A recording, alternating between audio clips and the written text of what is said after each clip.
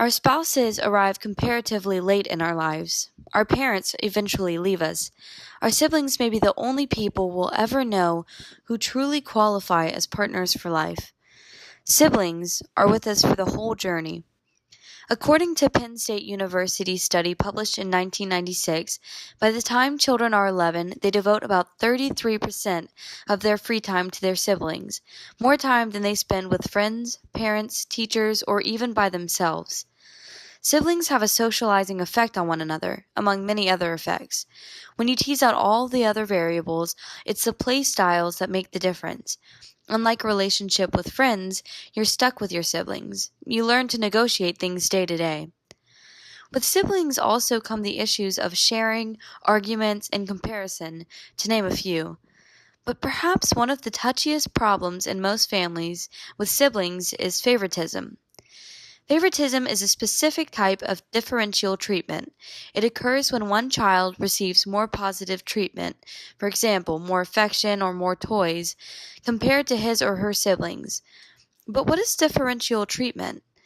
Parental differential treatment is the degree to which parents treat each child in the family differently.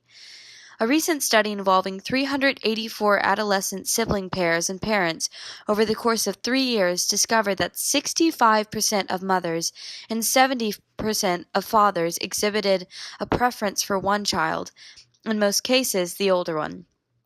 Since parents rarely set out to treat their children differently, the scientists decided to explore which factors promoted differential parenting. They figured that a mother's stress due to economic or personal experiences might have the greatest impact on the way she treats her children. They also considered family dynamics such as whether the mother was a single parent raising her family in the safety of the home environment. There's this cultural perception that you need to treat your children the same, or at least fairly, says Alex Jensen, a professor of psychology who led the study, which was published in the August Journal of Family Psychology. But if kids perceive that it's not fair, that's when issues start to arise. Past work indicates that when parents treat siblings differently, they foster feelings of injustice, competition, and comparison among siblings, with both favored and less favored offspring exhibiting poorer mental health and experiencing less supportive familial relationships as a result. Research suggests that parents' differential treatment of their offspring is linked to individual and relational development across the life course.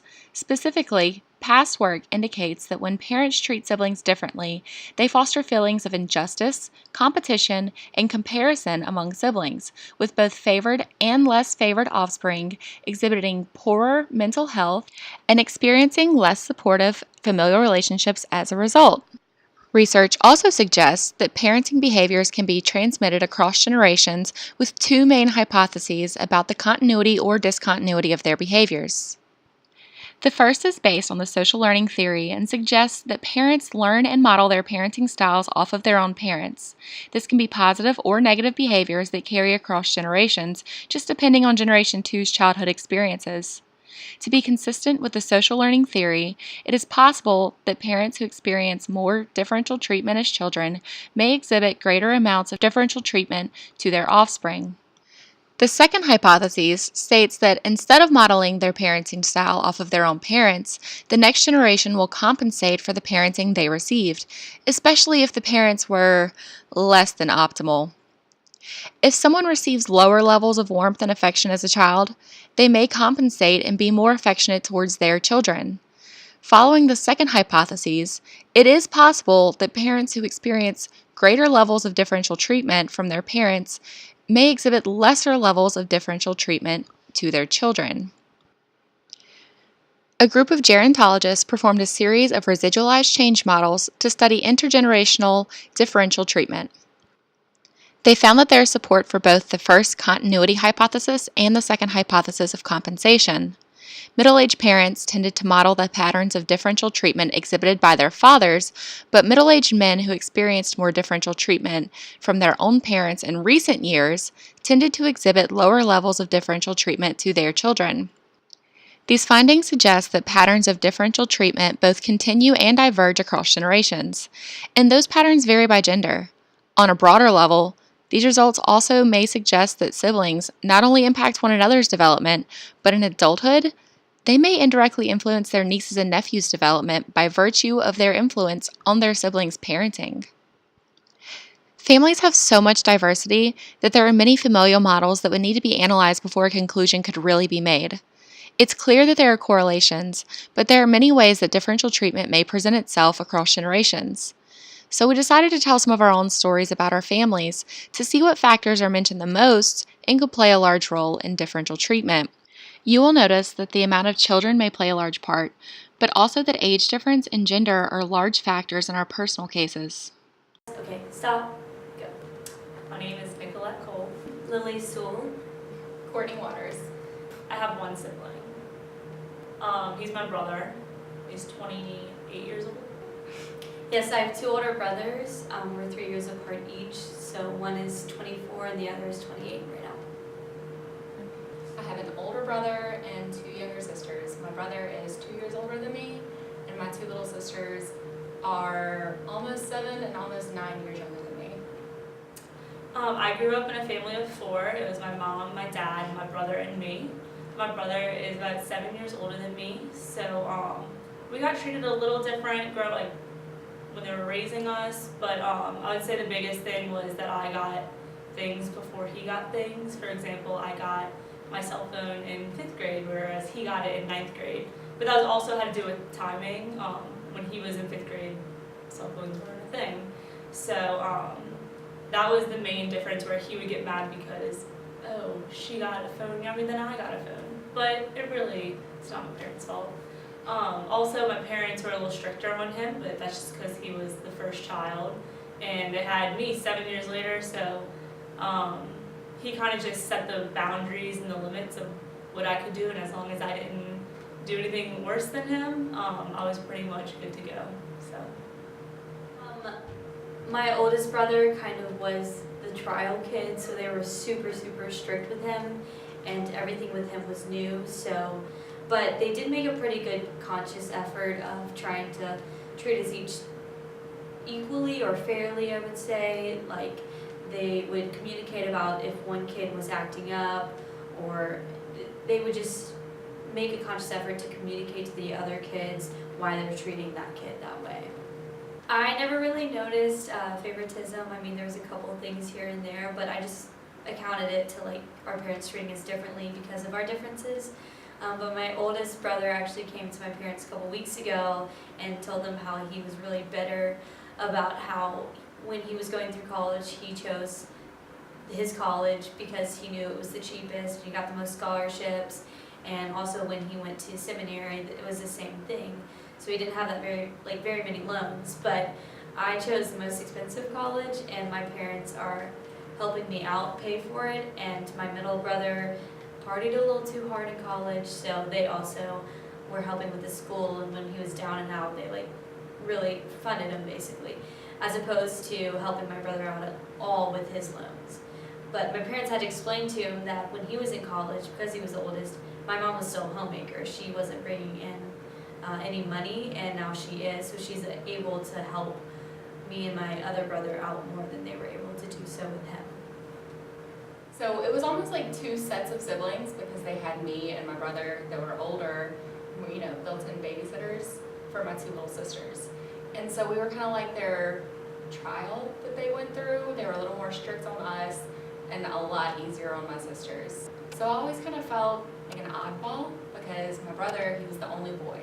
So he got treated, they paid attention to his sports more, whereas my dad didn't really pay attention to dance as much. And then my little sisters, because we're almost like a second set of kids, they were treated more equally than me and my brother were. And so I always felt like I was just a little bit different because of that. And as I got older, I grew a bond with one of my uncles, who was also kind of, I guess you'd say, an oddball. Like, he was kind of, he was just different in the family, so he was treated differently. And he and I formed a really close bond from that. And I think it's due to things he saw within his family when he was younger and things I saw within mine. My dad's parents treated all of their siblings pretty differently. His oldest sister, he was the youngest of two sisters, And the oldest sister actually got together with this guy that her parents didn't approve of, and changed colleges to like stay with him. At the same time, her younger sister got pregnant, and so the parents kind of favorited and helped out the pregnant sister more than they did the sister that they didn't really approve of her actions. And that caused a really deep rift within the siblings, and it's just now healed. And the oldest sister now talks to my dad and his sister.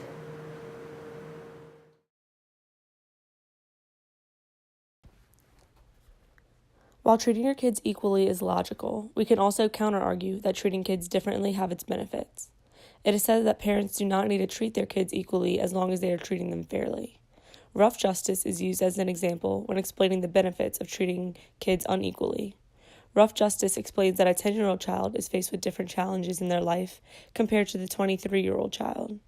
Depending on where the children are at in life will determine the treatment given to them. We can also grasp the difference of equality and fairness by thinking of 3 children of varying heights trying to watch a baseball game over a fence. Treating them equally would mean giving them each a box to stand on, but depending on their height, some will not be able to see over the fence. Treating them fairly, then, would mean giving 2 boxes to the shortest child, 1 to the middle, and none to the tallest. But whether treating children fairly or equally works best for your family, here are some how-to tips on equally throughout the family. So what are some steps that you can take to make sure that you don't treat your children differently and screw them up later in life? Step 1, practice one-on-one time with each of your children so you can create individual time on a regular basis. Step 2, avoid comparisons. Comparisons always stir up feelings of inadequacy in kids. Step 3, avoid typecasting. Often, parents will label their children differently, which can be positive or negative, like my angel versus my little troublemaker. Step 4, avoid gender stereotypes. Let your children experience what they want to. For example, don't assume your daughter doesn't want to learn how to mow the grass or that your son doesn't want to play dress up with dolls. Step 5, let them express themselves. Kids feel appreciated when you acknowledge their emotions instead of judging them. Step 6, just communicate with your children. If one has certain weaknesses or strengths that you have to make up for and it results in differential treatment, just explain that to the other child and make sure that they know why you are treating them differently. So in conclusion, families are big and they're diverse and complicated. We hope that our video will help you be more conscious of this issue in the future so that you don't end up being like Lucille Bluth. If you're saying I play favorites, you're wrong. I love all my children equally. I don't care for Joe.